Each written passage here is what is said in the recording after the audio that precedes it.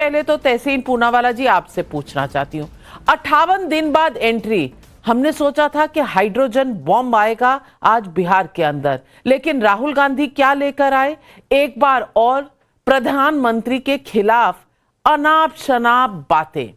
माता जी को तो उनकी गालियां दे ही चुकी है कांग्रेस पार्टी, पर अब क्या कहा? प्रधानमंत्री मोदी डांस कर देंगे। अडानी अंबानी पर तीर चला दिए। अरे अडानी अंबानी की बात कर रहे थे अगर वहां पर, ट्रंप की बात कर रहे थे अगर वहां पर, तो इन सब सवालों का तो जवाब दे दिया। या फिर ये मैसेज सीधा तेजस्वी जी के लिए था? क्योंकि वो अंबानी वाली शादी में तो तेजस्वी जी गए थे ना, और अखिलेश जी भी गए थे। तो ये जो शादी की बात कहां से आई? लालू जी के तो 14 लोग परिवार के गए थे इस शादी में। ये मैसेज किसके लिए था? उनके साथ बैठे तेजस्वी जी के लिए या फिर प्रधानमंत्री नरेंद्र मोदी के लिए? नाविका जी, थैंक यू, आपके साथ शो में शिरकत करने का मौका मिला।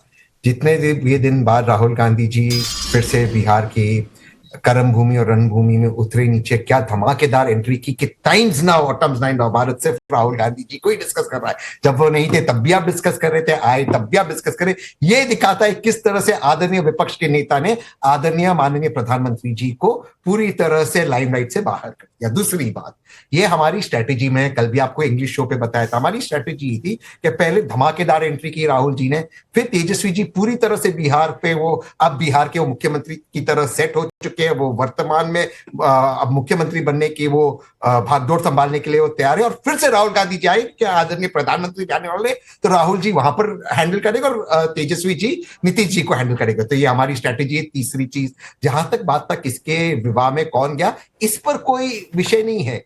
बात है कि सिर्फ कौन बड़े लोगों के शादी में जाता है और कौन बड़े लोगों की शादी में जाने के बाद तेजस्वी की तरह गरीबों के बारे में, रोजगार के बारे में, पलायन के बारे में सोचता भी। देखिए, गुरु प्रकाश जी है, मेरे बहुत अच्छे मित्र हैं। अब आप मुझे बताइए, तेजस्वी कह रहे हैं कि मैं पलायन रोकूंगा, मैं नौकरी लाऊंगा, मैं रोजगार दूंगा। भाजपा कहती है आप ये कर ही नहीं सकते। रेखा गुप्ता जी कहती है कि पिछली सरकारों ने बिहार को बर्बाद किया, तो रेखा गुप्ता जी ने कहा खुद की सरकार वहां पे चली। इसलिए तेजस्वी बात कर रहे हैं प्रगति की और भाजपा बात कर रहा है, हो ही नहीं सकता। क्योंकि सही कहा आपने तहसीन पूनावाला जी, बहुत सही कहा आपने। तेजस्वी जी तो नौकरियों की बात कर रहे हैं, राहुल गांधी किसकी बात कर रहे हैं? ट्रंप की। अब ट्रंप के साथ क्या करने वाले हैं बिहार में मुझे नहीं पता, पर ट्रंप की बात कर रहे हैं। नौकरियों की बात नहीं की प्रधानमंत्री, नौकरियों की बात नहीं की बिहार में राहुल गांधी ने। और तेलंगाना के मुख्यमंत्री तो पहले ही कह चुके हैं कि हम वादे करते हैं पर 100% पूरा करेंगे, इसकी कोई गारंटी नहीं है। आपने बयान सुना होगा, नहीं सुना तो सुनवा भी दूंगी। अब यही रिकॉर्ड लेकर राहुल गांधी वहां जाएंगे तो कौन उनकी बात मानेगा? लेकिन गुरु प्रकाश जी, ये इन्होंने बंटवारा कर लिया। शायद अमित शाह जी की बात नहीं सुनी इन्होंने कि ना सीएम की पोजीशन खाली है ना पीएम की पोजीशन खाली है। राहुल गांधी इंटरनेशनल अफेयर्स ऐसे ही संभाले घूम रहे हैं। क्यों भाई? नहीं नाविका जी, देखिए, पहले तो एक बिहारवासी होने के नाते और एक ऐसा परिवार होने के नाते जो परिवार पिछले 35 वर्षों से जिसके घर में छठ होता है, आज एक बिहारवासी होने के नाते मेरा मन बहुत आहत है, मेरा मन बहुत दुखी है। क्योंकि एक योजनाबद्ध तरीके से, नाविका जी आपको कल भी याद होगा कि कांग्रेस पार्टी की अधिकृत राष्ट्रीय प्रवक्ता, उन्होंने ट्वीट करके कहा था कि ये क्या नौटंकी चल रहा है, छठ नौटंकी है क्या? छठी माँ लोक आस्था का महापर्व आपको नौटंकी लगता है? और आपको अच्छा क्या लगता है? नाविका जी, आप पटना आइएगा तो आप देखिएगा, आजकल यहाँ एक गाना चल रहा है, भैया के आवे दे सत्ता में मार देम सटा के कट्टा। ये कट्टा छर्रा दो नाली वाले लोग यहाँ नौकरी की बात करेंगे। नौकरी की बात तो होती है ना, 10 लाख नौकरी, 20 लाख नौकरी, एक शब्द बोलना भूल जाते हैं। 10 लाख में नौकरी, 20 लाख में नौकरी, जमीन के एवज में नौकरी। और ऐसा हमने नहीं कहा है, आपने भी देखा होगा, 13 अक्टूबर का दिन था, दिल्ली के राउस एवेन्यू कोर्ट ने चार्जेस फ्रेम कर दिए हैं। Convicted Lalu Yadav, charge sheeted Tejashwi Yadav. अब वो बात करेंगे बिहार के विकास की। मैं खुली चुनौती देना चाहता हूं नाविका जी आपके शो पे। आप बात करिए ना, विकास के मापदंडों पे बात करिए। राहुल गांधी जी आप बात करिए, 2005 के पहले मातृ मृत्यु दर क्या थी, शिशु मृत्यु दर क्या थी, कितने हॉस्पिटल थे, कितने all India institute of medical sciences थे, कितने आईआईटी थे, कितने आईएम थे, दरभंगा में एयरपोर्ट था, पूर्णिया में एयरपोर्ट था, पटना के एयरपोर्ट का नया टर्मिनल बन गया था, बिजली का पोल लगेगा तो करंट मार देगा, सड़क बन जाएगा तो पुलिस आ जाएगा। इस प्रकार की मस्करी करने वाले लालू यादव अपने बेटे को डीपीएस आरके पुरम में भेजेंगे, लेकिन जो गरीब का बच्चा होगा, जो पिछड़े का बच्चा होगा, वो चरवाहा विद्यालय में जाएगा।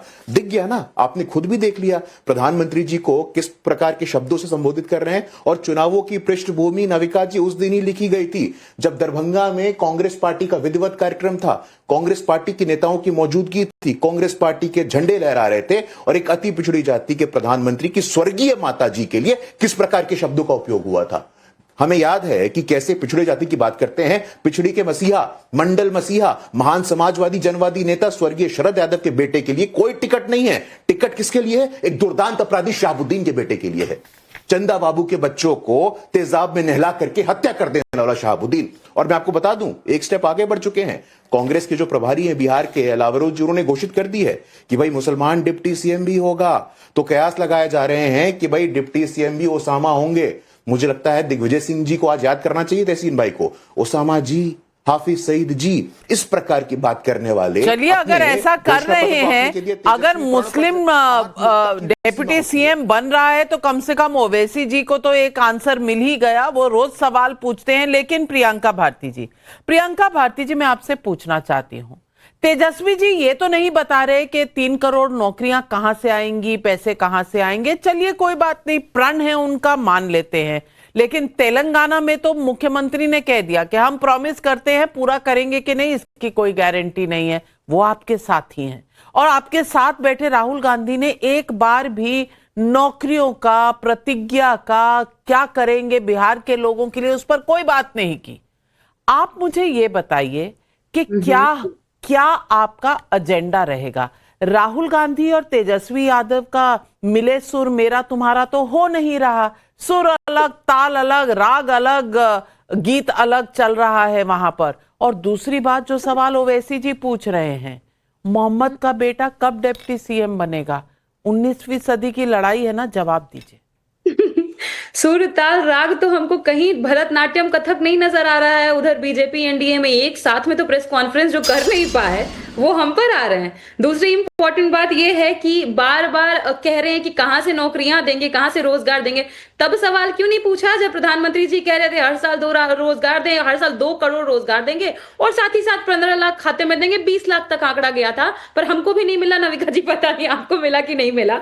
पर इंपॉर्टेंट बात ये है कि हम कैसे लेकर के आएंगे। हम लेकर के आएंगे ना, हम एग्रो बेस्ड इंडस्ट्रीज बिहार में लगाएंगे। और राहुल गांधी जी भी इस पे बात कर रहे थे, पता नहीं आपको दिखा कि नहीं दिखा। एग्रो बेस्ड इंडस्ट्रीज लगाएंगे, लीची इंडस्ट्री, फूड प्रोसेसिंग यूनिट्स। आप बहुत बार विदेश जाती हैं, जहां तक मुझे मालूम है, हम भी जाते हैं, और हम देखे हैं कि वहां पे कैंड फूड्स मिलता है, क्योंकि ठंडे प्रदेश होते हैं, सब्जियां अक्सर मिला नहीं करती हैं, तो कैंड में कैबेज मिलता है, कैंड में मटर मिलता है। हमारे यहाँ कई सब्जियों के उत्पादन है, हम बाहर भेजेंगे, पर विल पावर चाहिए ना। जैसे 5 सालों में 2015 से लेकर 2020 में 60% गुजरात में एमएनसी का ग्रोथ हो गया, और साथ ही साथ 48% एक्सपोर्ट बाहर होता है। वही वाला काम हम बिहार में करेंगे। हम यहाँ पे agro based industry, fishery industry, dairy industry, silk processing unit, सब कुछ हम लगाएंगे बिहार में। अपने आप रोजगार जनरेट होगा। पर जब शहाबुद्दीन जी की बात करते हैं, ओसामा जी की बात करती हैं, तो किस मुंह से आते हैं योगी आदित्यनाथ और बिहार में इनकी बात करते हैं?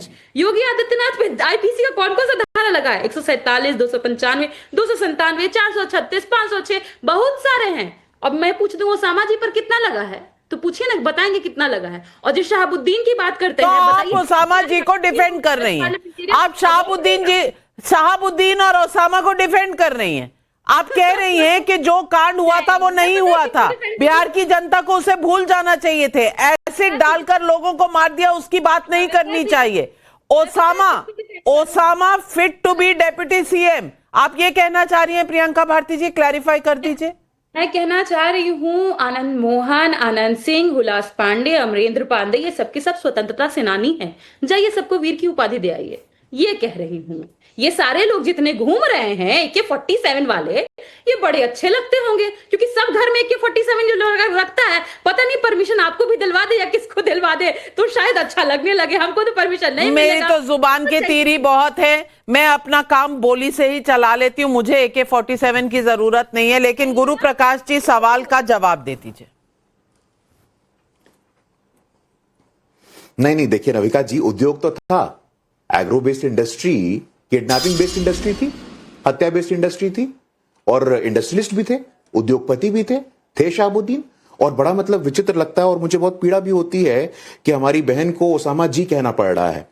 मैं तो कहता हूं और मैं समर्थन दूंगा राष्ट्रीय जनता दल को उस दिन जिस दिन हमारी बहन को डिप्टी सीएम का ये उम्मीदवार घोषित करते। नहीं करेंगे ना, दिक्कत इस बात से है, दुर्भाग्य है ये राष्ट्रीय जनता दल का। जब भी मौका मिलता है नविका जी तो सिर्फ और सिर्फ माई बहन योजना लिखे थे अपने घोषणा पत्र में। माई बहन योजना का आपको अर्थ पता है ना? माई राबड़ी देवी नेता विधान परिषद, बहन रोहिणी लोकसभा, दूसरी बहन मीसा राज्यसभा। ये माई बहन योजना की असलियत है। और बड़ा